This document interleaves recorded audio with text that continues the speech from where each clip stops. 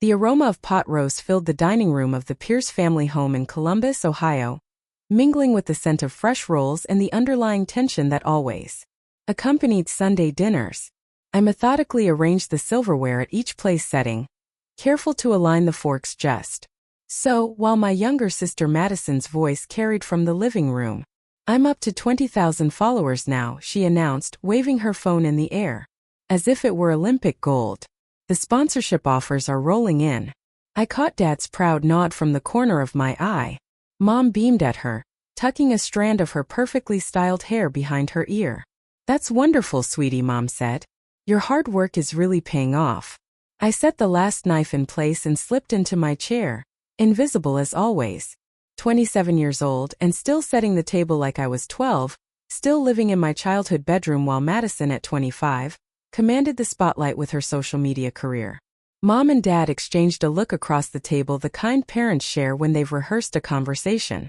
Mom cleared her throat, her voice taking on that honeyed tone she used when she wanted something.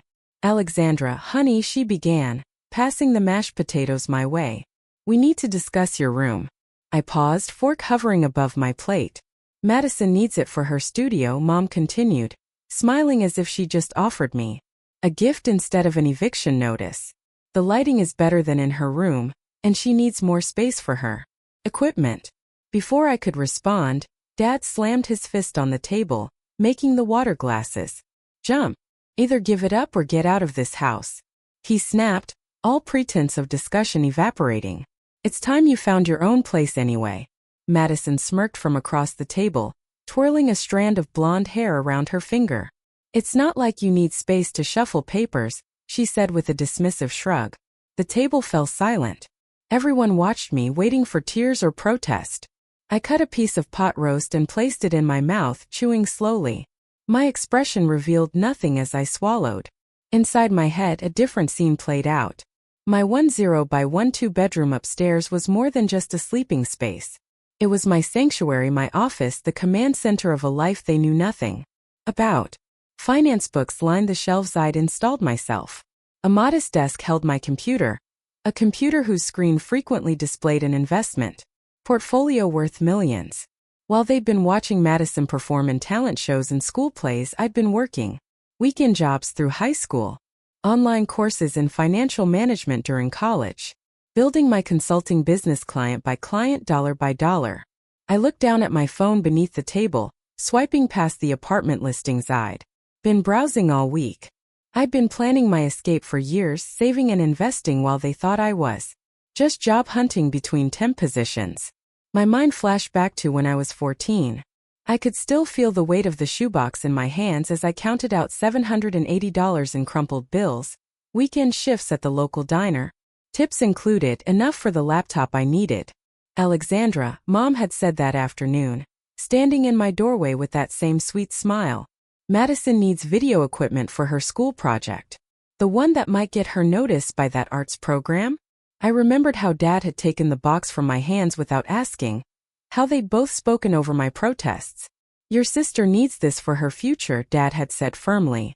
I remembered locking myself in the bathroom afterward, the cold tile against my knees as I sobbed silently, promising myself I would never depend on them again. That was the day I understood my place in this family, the invisible child whose achievements would always be dismissed as that spreadsheet hobby. 13 years later, nothing had changed. Except me. I placed my napkin beside my plate and stood up, my chair sliding back without a sound. "I understand," I said, my voice steady.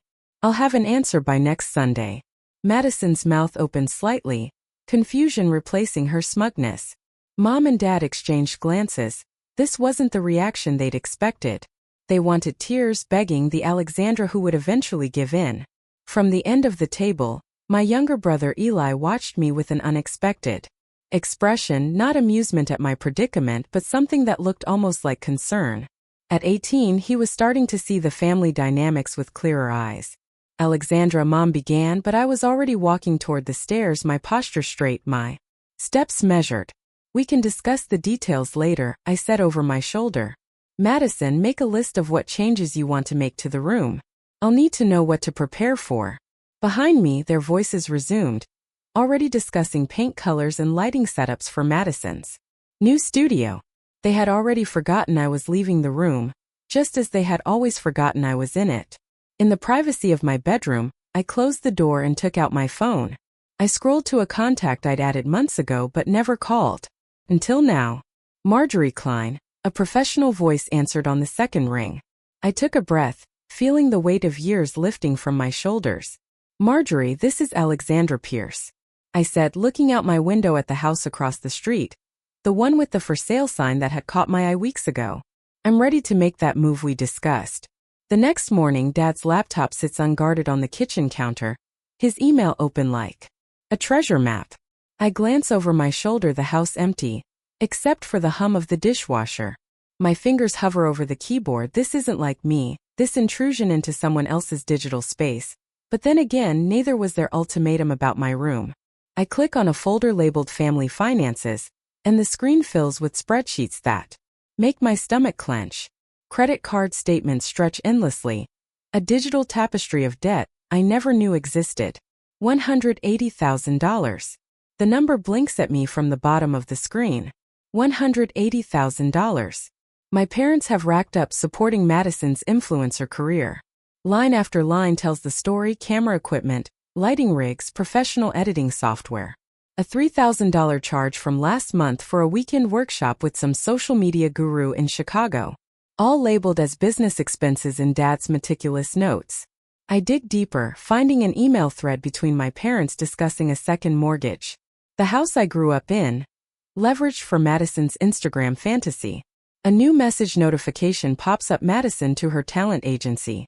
I shouldn't open it. I do anyway. I'm projecting to hit 50 Kelvin's followers by next month, she wrote. I check her actual numbers on a dashboard Dad has bookmarked. $19,723. Less than half what she's claiming. The front door rattles.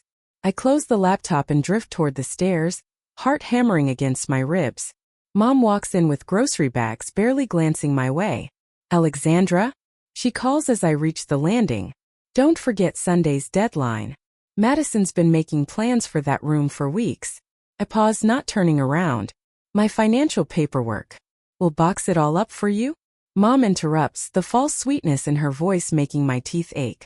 Though some of it might accidentally get thrown away during cleaning. You know how that happens. Her casual threat settles over me like a winter chill. 7 days. That's all I have before they expect me to surrender my space, and with it, any proof of the life I've built. I grab my laptop and drive to Crimson Cup Coffee, my unofficial second office. The barista nods in recognition as I order my usual black coffee. No room. Settled in my corner booth, I open my own financial dashboard. The numbers glow back at me. $2.70 million in company earnings this fiscal year. 3 full-time employees. Clients across 4 countries. I take a long sip of coffee, letting the bitter warmth fill me. A quiet confidence replaces the lifelong doubt that's shadowed me since childhood. They never saw me. Maybe they never will. My phone buzzes with a text from Marjorie Klein, the realtor. Found 3 properties matching your criteria. Available to view this afternoon? I stare at the message, a plan crystallizing in my mind. This isn't just about finding somewhere to live anymore. I won't just leave, I whisper to my screen. I'll make a statement they can't ignore. Though. I text Marjorie back. Yes, looking for something specific, preferably visible from my parents' house. Her response is almost immediate. I have just the place. Meet at 3 p.m.? I smile for the first time in days. Perfect. 3 hours later, Marjorie's sleek car pulls up to a 2-story colonial directly across from my parents' house. The for sale sign I've been eyeing for weeks stands in the front yard. This is exactly what I want. I tell Marjorie as we walk up the stone path. Something they'll see every single day. Marjorie's professional veneer cracks slightly, her eyebrow raising. Interesting choice of words, she says, unlocking the door. Most clients talk about what they want to see, not what they want others to see. Before I can respond, someone calls my name from the sidewalk. Chloe Baxter waves, crossing the street with a folder tucked under her arm. Her auburn hair catches the afternoon sun as she navigates around a parked car. I brought those property listings you asked about, she says, climbing the steps to join. But I see Marjorie's already got you covered. Chloe has believed in me since college, when I showed her my business plan scrawled on coffee shop napkins. While everyone else saw pipe dreams, she saw potential. Alexandra's financials have been pre-approved. Marjorie explains as we tour the house. The sellers are motivated. We could fast-track this if you're serious. The master bedroom overlooks my parents' house. I stand at the window imagining waking up to this view every morning. A daily reminder of what I've built and what they failed to see. My bank manager was impressed with your statements. Marjorie continues, making notes on her tablet. Not many 27-year-olds qualify for a mortgage this size without co-signers. My phone buzzes again. A text from Eli. Whatever you're planning, you deserve better than this. I stare at his message, surprised. When did my little brother start noticing what was happening in our house? When did he start taking my side? I'll take it, I tell Marjorie, tucking my phone away. How quickly can we close? Wednesday if we push. Her eyes widen slightly. That's incredibly fast. Are you sure? Absolutely, I say, already calculating the down payment. I'll transfer the funds tonight.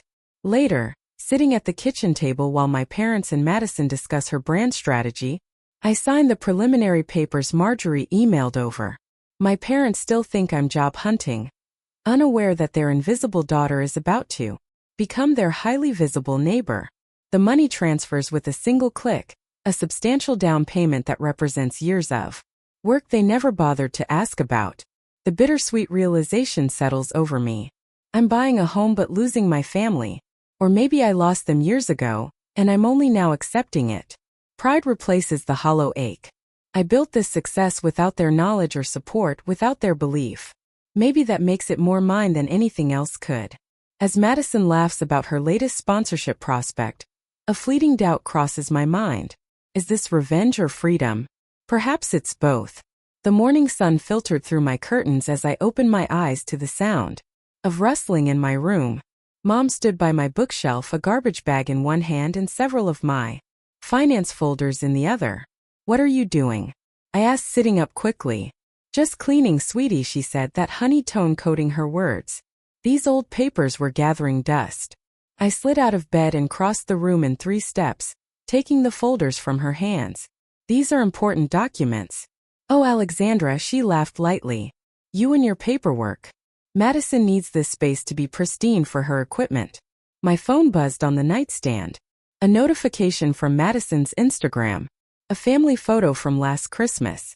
Her caption reading, "Making room for my dream studio. So blessed to have supportive parents. Influencer life. Dream coming true." I bit the inside of my cheek, tasting copper. 63 likes already, most from people who'd never set foot in our house. I thought we agreed Sunday was moving day, I said, carefully returning the folders to their proper place on the shelf. Mom sighed, tying the garbage bag. Plans change. Madison's equipment arrives Wednesday now, not Sunday, she patted my shoulder. You're always so adaptable, honey. That's what I love about you. Adaptable, the word they used when they meant invisible. Downstairs, Dad sat at the kitchen table, coffee mug in hand, newspaper spread before him. His eyes flicked up as I entered, then back to the sports section. Morning, I said, pouring myself coffee. Some people in this house don't understand sacrifice. He muttered, ungrateful children taking advantage. The irony burned worse than the coffee. I said nothing as I spread peanut butter on toast, calculating the hours until I could leave this house forever. That evening, relatives gathered around our dining table for Mom's monthly family dinner. Aunt Cheryl passed the green beans while Uncle Jim described his golf game in excruciating detail. I pushed food around my plate, half listening until Mom tapped her spoon. We have exciting news, she announced, her smile wide and practiced. Madison has a potential sponsorship with a major cosmetics brand. They're sending professional equipment for her videos. Aunt Cheryl clapped her hands together. That's wonderful. Alexandra's giving up her bedroom for Madison's studio, Mom continued, as if I'd enthusiastically volunteered. Such a supportive sister. All eyes turned to me, expecting the dutiful daughter act. I smiled tightly and raised my water glass. Family supports family, right? Later that night, my phone lit up with a text from Marjorie. Found it. The perfect house. For bedrooms directly across from your parents. Virtual tour tomorrow? AD. I stared at the message, something like hope unfurling in my chest. I typed back yes first thing. The virtual tour revealed high ceilings and hardwood floors, but it was the office that stopped my breath. A spacious room with built-in bookshelves, and a bay window overlooking my parents' front door. I could sit at my desk and watch them come and go, while they'd never see me working. What do you think? Marjorie asked through the video call. It's perfect, I whispered, unexpected tears blurring my vision. How quickly can we close? Marjorie's face lit up with determination. With your financials and my connections, we can have keys in your hand Wednesday morning. Wednesday, I repeated, thinking of Madison's equipment delivery. The timing wasn't coincidental, it was justice. The signing happened Tuesday afternoon. Papers spread across a mahogany table in Marjorie's office. My hand trembled slightly as I signed the final document, a mixture of terror and triumph coursing through me. Alexandra, Marjorie said as she gathered the papers, her voice unusually soft. In 20 years of real estate, I've never seen someone your age this prepared. I blinked rapidly, unprepared for the warmth that spread through my chest at her words. Back home, I was carefully organizing client files when my bedroom door swung open without a knock. Madison strode in, measuring tape in hand, eyes already scanning my walls. Can I help you with something? I asked, not looking up from my desk, just measuring for my lighting setup. She said, stretching the tape across one wall. This space is barely adequate, but I'll make it work. I continued typing, my keystrokes deliberately calm. I see. My brand is on the verge of $1 million valuation. She continued, pacing the perimeter of my room. I need this space more than you do. It's not like you're doing anything important with it. If she only knew the irony, the financial empire I'd built while she collected followers and free makeup samples. We'll see what happens Sunday, I said, saving my document. Madison laughed, the sound sharp and dismissive. Mom and Dad already decided, you don't have a choice. I looked up then, meeting her eyes directly. A small secretive smile curved my lips. Everyone has choices. Some just take longer to make them. Confusion flickered across her face before she rolled her eyes and left, the door banging shut behind her. That night, Chloe arrived with empty boxes after my family left for their weekly movie night. Operation Independence is a go, she whispered, pulling packing tape from her purse. I've got the essentials list. I hugged her tightly. Thank you. We worked quickly, packing my most important possessions while leaving enough to maintain the illusion I was still living there. My college friends arrived an hour later with more boxes and quiet determination. Eli texted. Chloe said, taping another box. Your parents decided to get ice cream. He'll stall them. My brother's unexpected alliance warmed something in me that had been cold for years. Marjorie called past midnight with confirmation. We're set for 9 a.m. closing. The movers will arrive at your parents' house at 10, while everyone's at work. Wednesday morning dawned clear and bright. I stood on the sidewalk watching Marjorie's car approach, keys dangling from her fingers as she stepped out. Congratulations, homeowner, she said, pressing the keys into my palm. The movers arrived precisely at 10, efficient and discreet. I directed them through my childhood home, pointing out what to take and what to leave. My desk, my books, my clothes, the physical manifestations of a life kept hidden for years. By noon, I stood in my new master bedroom, watching the movers assemble my bed frame. The window offered a perfect view of my parents' house, the bedroom that had been mine for 27 years now visible from across the street. Where do you want this desk, ma'am? One of the movers asked, gesturing to my workstation. In the office, I said, positioned to face the front window.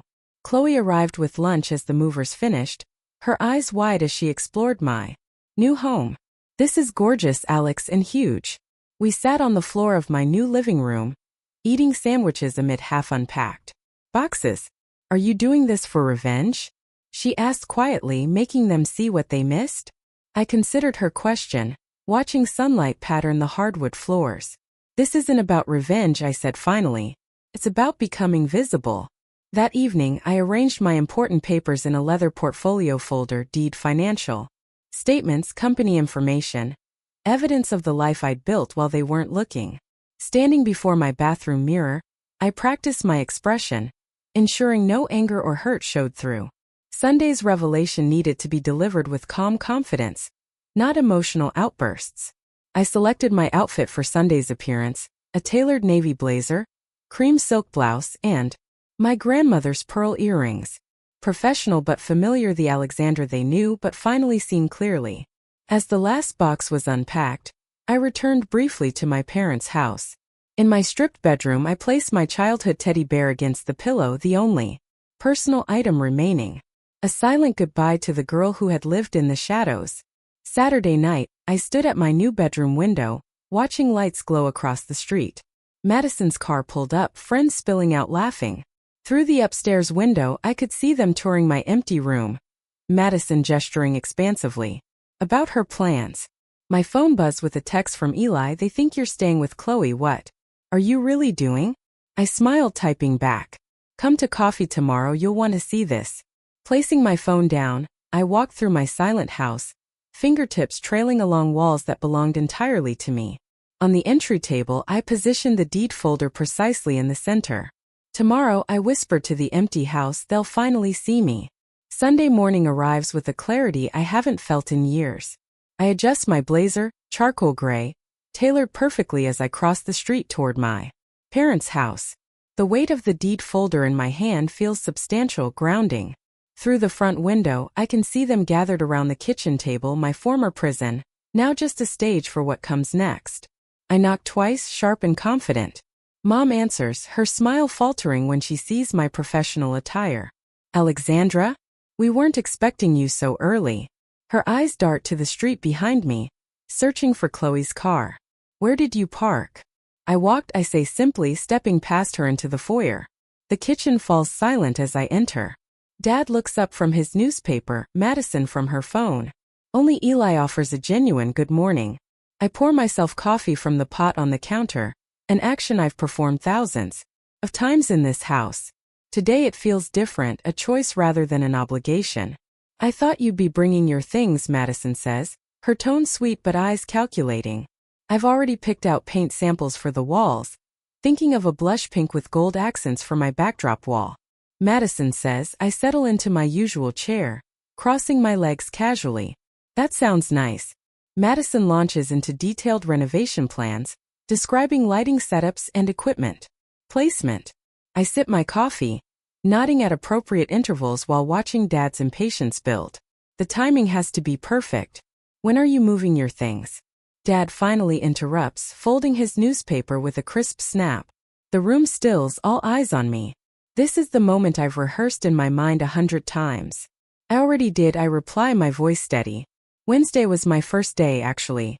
Mom's coffee cup clinks against its saucer. Staying with Chloe isn't a real solution, Alexandra. You need to think about this rationally. Dad laughs, the sound devoid of humor. You'll be back when you can't afford rent. The real world is expensive, especially for someone with your employment history. Employed 2-to-1. Madison reaches across the table, patting my hand with artificial concern. Don't be dramatic just because you're jealous of my success. We all have our paths, even if yours is taking longer to develop. They present a united front, so confident in their assumptions. But for the first time, I notice a flicker of unease in Mom's eyes as I remain unruffled by their dismissals. Thank you all for your concern, I say, placing the folder on the coffee table with deliberate slowness. But I'm not renting. I bought a house. The statement hangs in air, rearranging the molecules between us. I let the silence stretch, savoring the shifting expressions across their faces. Confusion, disbelief, the first edge of alarm. The one across the street, actually. I turned slightly in my chair, pointing through the front window at my new home. 3 stories of brick and character directly in their line of sight. Mom's coffee cup slips from her fingers, splashing brown liquid across the white tablecloth. Dad's mouth opens and closes without sound. Madison sits frozen, her Instagram post forgotten mid-type. How could you afford that? Eli asks, breaking the stunned silence. There's no judgment in his voice, only genuine amazement. I straighten my shoulders, embracing the truth I've hidden for years. I own a financial consulting business. A what? Dad's voice cracks. A financial consulting firm. We manage portfolios and investment strategies for clients across the country. I keep my tone matter-of-fact as if discussing the weather. We crossed $2.7 million in revenue last quarter. Years of dismissal hang in the balance as I let them process this information. Eli's eyes widen, respect dawning in his expression. Mom recovers first, her smile tight. It's probably just a starter home with a small mortgage.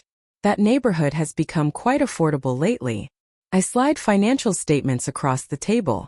I paid 60% down. The rest is financed at 2.8%. Madison's phone slips from her hand, clattering onto her plate. You've been lying about your job. Dad's face reddens as he slams his palm against the table. No, I correct him calmly. You've been assuming I was unsuccessful. You never actually asked what I do. The distinction lands like a physical blow. Dad's mouth snaps shut. Mom stands abruptly, grabbing her phone. I need to call Aunt Patricia. This impulsive decision. Go ahead, I say, sipping my coffee. She already knows. She's coming to my housewarming party next weekend. Within an hour, the family machinery activates its defense systems. Mom calls 3 relatives, her voice growing increasingly strained as their responses prove disappointingly supportive of my brave new chapter. Madison posts a vague story about toxic family drama that garners minimal engagement compared to her usual content. Through the window, I watch Mr. Johnson from next door slow his morning walk to admire the antique writing desk being carried into my front door by professional movers. The Neighborhood Whisper Network has already activated Alexandra Pierce, successful businesswoman, moving into the Henderson property. The doorbell rings and Chloe enters with a potted fiddle leaf fig and a bottle of champagne. Housewarming gift for the new homeowner, she announces, ignoring the tension thickening the air. Thank you, I say, accepting both with genuine warmth. The contrast between her authentic support and my family's calculated reactions couldn't be clearer. Eli stands, glancing between our parents and me. Can I see your new place, Alex? The request represents more than curiosity. It's the first crack in the family's united front. His willingness to cross the street with me carries weight beyond the physical journey. Of course, I say, gathering my things. Anytime. As we prepare to leave, Dad clears his throat. We should discuss your future visits. Sunday dinners are a family tradition. I'm still family, I interrupt gently. Just living across the street instead of upstairs. Mom's smile doesn't reach her eyes. Of course you are, we're just trying to understand this sudden change. Not sudden, I correct her, just finally visible. Through the window, I notice Marjorie's car pulling up to the corner market where Mom buys her weekly groceries right on schedule. By afternoon, the entire neighborhood will know the property value of my new home and the substantial down payment I made. As I walk toward the door with Eli and Chloe, a delivery van stops in front of my house. The driver carries an elaborate arrangement of flowers to my porch, a congratulatory gift from my business partners, strategically timed and perfectly visible from my parents' front window. I turn back once before leaving, taking in the tableau of my stunned family. Madison frantically checking her phone as notifications about an expose on fake followers flood her screen. Mom and Dad exchanging worried glances, the unpaid second mortgage application sitting in Dad's email draft suddenly feeling more precarious. Success is often built in quiet rooms, I say softly, while others are performing. The door closes behind us with a gentle click, separating past from future with half an inch of polished oak.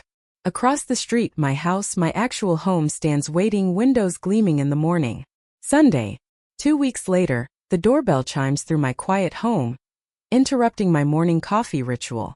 Through the peephole, I spot my mother's perfectly coiffed hair and the edge of what appears to be a pie dish. I take a deep breath, straighten my shoulders, and open the door with a neutral expression. Alexandra, sweetheart. Mom holds up a perfectly golden-crusted apple pie, steam still rising from the lattice top. I made your favorite, we should talk. I step aside, allowing her into the entryway of my new home. Her eyes dart around, taking in the tasteful furnishings, the spacious layout, the unmistakable signs of success she never bothered to notice before. This is quite something you've done here, she says, placing the pie on my kitchen counter. Her hands flutter to her pearl necklace, adjusting it unnecessarily. Your father and I always believed in you, you know? I pour her a cup of coffee without responding. The silence stretches between us. Madison's having a hard time with sponsors, she finally says, staring into her cup rather than meeting my eyes. Some issue with her follower count. Technical things I don't understand. I see, I reply, keeping my voice even. Family supports family, Alexandra. Mom reaches across the counter to touch my hand. I don't pull away, but I don't reciprocate either. We've always been there for each other, haven't we? Later that afternoon, Dad makes his approach. He catches me retrieving mail from my box, his timing too perfect to be coincidental. Your mother misses you, he says without preamble. We all do. We should put this behind us and move forward as a family. I nod politely, sorting through envelopes. I'm open to that possibility, Dad. His relief is palpable but premature. That evening, my phone lights up with a barrage of texts from Madison. You're destroying this family, Mom cried all afternoon. Everyone thinks you're so selfish. After everything they did for you, I place the phone face down on my coffee table and return to reviewing client portfolios. The messages continue to arrive, each vibration less affecting than the last. The next morning, Mom calls to inform me that Aunt Patricia asked about my absence. At Sunday dinner, everyone's concerned about the family image, she says. People are talking. Dad follows up with a voicemail suggesting my business success seems awfully sudden and questioning whether I've gotten involved with something questionable. The final salvo comes in the form of a formal dinner invitation, delivered by hand to my mailbox. Elegant script on cream cardstock requests my presence at the family home tomorrow evening at 7 to reconcile our differences. It reads, and the postscript in Mom's handwriting, after all we've done for you growing. Alone that night, doubt creeps in during the quiet hours. Old patterns of guilt surface like well-worn paths in my mind. Perhaps I am being too harsh. Perhaps there is some middle ground where I can maintain both peace and dignity. The next morning, Chloe arrives with bagels and brutal honesty. Remember the laptop money? She asks, spreading cream cheese with unnecessary force. $800 you saved from diner shifts, and they took it for Madison's camera equipment? I wince at the memory. That was 13 years ago, I say, though the sting feels fresh. Patterns don't change unless people do, Chloe replies. After she leaves, I pull out the journals I've kept since childhood. Page after page documents the same cycle. My achievements minimized, my needs secondary, my resources commandeered for Madison's dreams. The realization settles into me with surprising calm. Their love was always conditional. Mine doesn't have to be. I arrive at my parents' house at precisely 7 the next evening. The table is set with the good china. Madison sulks at her place setting while Mom fusses with flower arrangements and Dad pours wine with too careful precision. Alexandra, Mom exclaims with excessive brightness. You came. I take my seat, my posture relaxed but dignified. The difference is immediately apparent. I'm not the daughter desperately seeking approval. I'm a successful woman who has chosen to be here on my terms. Madison attempts several barbs throughout the salad course. Not everyone can buy their way into feeling important, she mutters. I meet her gaze steadily. You're right. Some people have to earn it. Her fork clatters against her plate. When the main course is served, Dad clears his throat meaningfully. The moment for reconciliation has apparently arrived, according to their schedule. I needed to build my own life, I say, before they can begin their prepared speeches. You needed me to remain invisible. Those two things weren't compatible. Mom's hand freezes midway to her water glass. Alexandra, we never.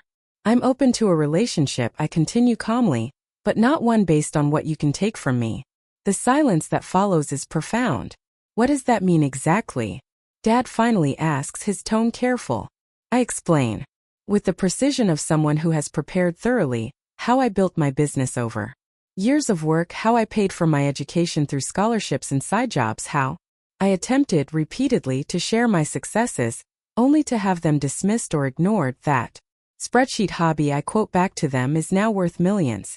Madison's face contorts with something between rage and envy. For the first time, she sees the difference between her bought followers and my earned success. The knowledge visibly burns. Mom attempts to redirect. Speaking of your business success, Alexandra, perhaps you could help with family finances just until Madison gets back on her feet. The trap is sprung, but not as she intended. From my purse, I remove a folder containing documentation of every instance they took from me, from the laptop savings to college fund withdrawals for Madison's headshots. Dad begins to protest, but his words die as I show him his own signature on a withdrawal slip from my college account. Madison launches into a tantrum about fairness and family loyalty that exposes her entitlement more clearly than any argument I could make. Through it all, I remain composed. The family narrative collapses around us, but I do not gloat or rage. There's no satisfaction in watching them confront reality, only the quiet relief of finally being seen. I'm willing to have a relationship based on mutual respect. I say when the storm subsides. That includes financial boundaries. I won't support anyone without accountability. I turn to Madison. You can apologize genuinely and we can build something new, or you can maintain your position and we'll maintain our distance. My parents sit stunned, facing consequences perhaps for the first time. You gave me an ultimatum about my room, I say, rising from the table. I chose freedom. I leave without tears or anger, walking the short distance across the street to my own home. From my front porch, the family house is clearly visible, windows glowing with artificial warmth. Eli appears at his upstairs window. I raise my hand in a small wave, an offering of connections separate from our parents. He returns the gesture, his expression thoughtful. One by one, the lights in my parents' house go dark as I stand on my porch. My own home remains illuminated, warm with the light of independence. I hear through neighborhood whispers that Madison's career collapse has accelerated. Her fake follower scheme exposed, sponsorships withdrawn, her influencer dreams crumbling. Meanwhile, my parents face the prospect of financial ruin, their resources depleted by years of supporting Madison's illusions. I watch the for sale sign being hammered into their lawn the following week, feeling neither victory nor remorse, only the quiet certainty that some lessons come at a higher price than others. The morning sun streamed through my kitchen window, casting golden light across the countertop. 6 months had passed since that Sunday dinner ultimatum, and what once felt like an act of defiance now simply felt like home. I cradled my coffee mug and stepped onto the front porch, breathing in the crisp autumn air. My house, not my parents' house, not my childhood bedroom, but my house had transformed from an empty statement into a true sanctuary. The living room walls, once bare, now displayed framed awards from the Columbus Business Association, including last month's Emerging Entrepreneur Honor. My consulting firm had grown to 5 employees, all working remotely but gathering monthly in my converted dining room for strategy sessions. Across the street, the curtains remained drawn at my parents' house. The for sale sign had appeared weeks ago, shortly after Madison's final sponsored post announced her career transition into entry-level marketing. I took another sip of coffee, surprised by how little satisfaction I felt at their financial troubles.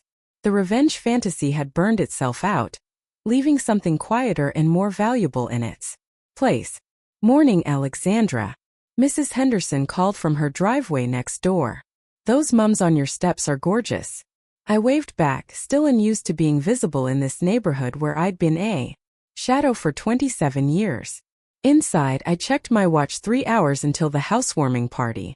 The irony wasn't lost on me that the dining table where my parents had delivered their ultimatum now stood in my home, repurposed for celebration instead of control. I'd bought it at their hastily organized estate sale, paying twice its value while Madison glared from the porch. The doorbell rang and Eli stood on my doorstep holding a potted plant. "You're early," I said, stepping aside to let him in. "Thought you might need help setting up." He set the plant down, hands in pockets. At 19, his shoulders had straightened, his voice deepened. Community college had been good for him. "Place looks amazing." "Thanks for coming," I squeezed his arm. Our relationship had been the unexpected gift in all this. The slow construction of a real sibling bond built on mutual respect, rather than shared childhood wounds. "Remember when Dad asked where you saw yourself in 5 years? Eli asked, arranging chairs around the living room. "At that dinner?" I nodded, unpacking the catering delivery. "Where do you see yourself now?" he asked. The question landed differently this time. Before, it had been a challenge, a demand for justification. Now it felt like genuine curiosity. Building something that matters, I said. Not just the business, but a life where I don't need anyone's approval to know my worth. Last week I'd found my childhood journal while unpacking the final box of belongings. On the last page I'd written, "The room they wanted to take became the foundation for the life I built." The words felt like a bridge between past and future, acknowledging the pain without letting it define me. By noon my house filled with voices. Chloe arrived first, throwing her arms around me. "To building your own house, literally and figuratively," she toasted, raising her glass. Marjorie Klein came next, her realtor's portfolio tucked away. "Attending now as a friend." My business partners followed, bringing clients who'd become allies. The room buzzed with conversations about future projects and expansion plans. Between conversations, I slipped into my office to finalize the scholarship paperwork, a fund for business students from challenging family backgrounds. Yesterday, I'd mentored a young woman whose father had belittled her career ambitions, watching recognition dawn in her eyes when I shared my story. "Your worth isn't determined by those who can't see it," I told her. I helped Eli submit his engineering program application last week, his talent for numbers finally finding direction after years in Madison's shadow. Evening found me watering plants on the front porch as Madison's small U-Haul pulled up across the street. She was moving to an apartment downtown, smaller than she'd planned but better than nothing. Our parents loaded the last of their belongings into their sedan. The house emptied before the bank foreclosure. I raised my hand in a small wave as they glanced my way. Not forgiveness exactly, but acknowledgement. They had told me to give up my room, so I built a company inside it and bought a home across the street. That night I stood in my bedroom doorway, surveying the space that was undeniably mine. No one could take it. No one could diminish it. My business continued to grow, creating opportunities not just for me but for others. The relationship with my parents remained distant, with boundaries firmly in place, though perhaps someday healing might be possible if they changed. I slipped between cool sheets in the master bedroom, watching moonlight pattern the ceiling. For the first time in my life, I slept without wondering if I was enough. Have you ever had to choose between pleasing family and standing up for yourself? Alexandra learned that sometimes the greatest act of self-respect is setting boundaries. What would you have done in her situation? Share your thoughts below.